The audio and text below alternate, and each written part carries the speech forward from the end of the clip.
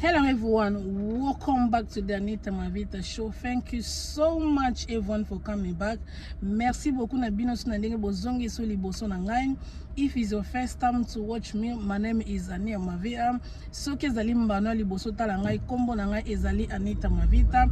Please guys, help me as your young sis, your big sis, your auntie, your mother by subscribe and hit the notification bell for the next video.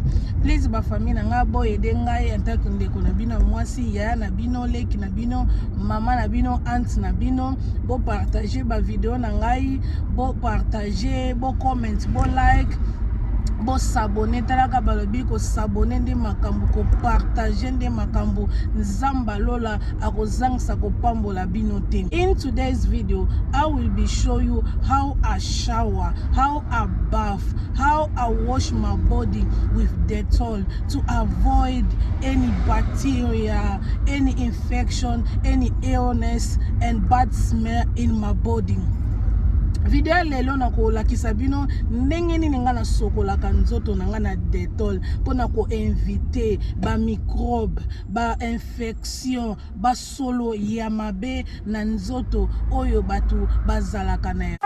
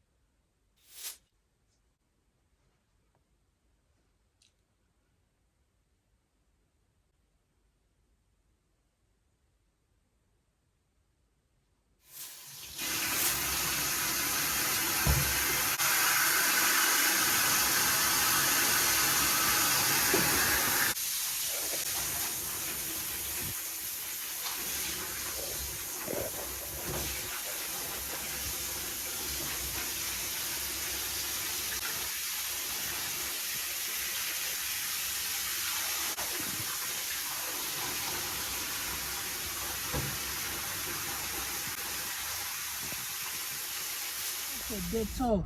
Okay, Dettol.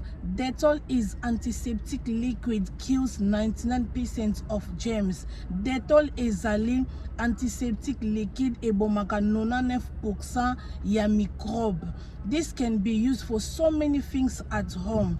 Dettol koko sala ona makambe bele na kati ya ndako. Basically, we use Dettol to protect against germs that cause infection and illness in your body. Like Dettol pona ko protéger contre microbe na ba maladie ya ndenge na ndenge na nzoto na biso.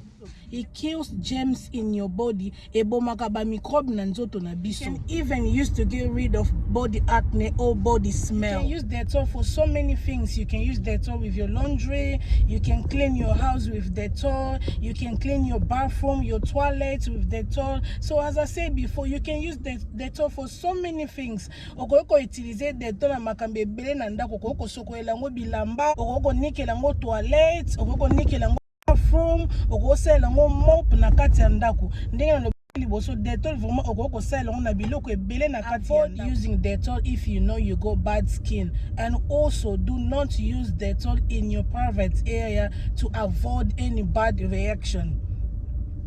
Invité ko Sokola Dettol, ko la Dettol soko yebi ozali na problème ya peau, et puis ko la Dettol na private na place ya privé na yo te to baka na nzoto na biso ya basi ko la ka Dettol te pona ko inviter ba réaction mabe na sie na yo ya kibomwasi ou bien na nzoto na yo.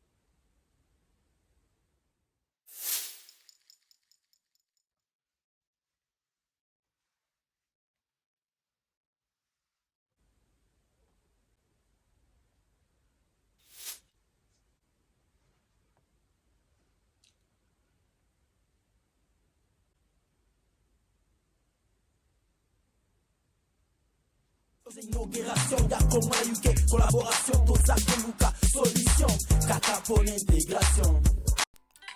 Oeza, Anita Mavita Show, Bobosana, Kosa Bonete.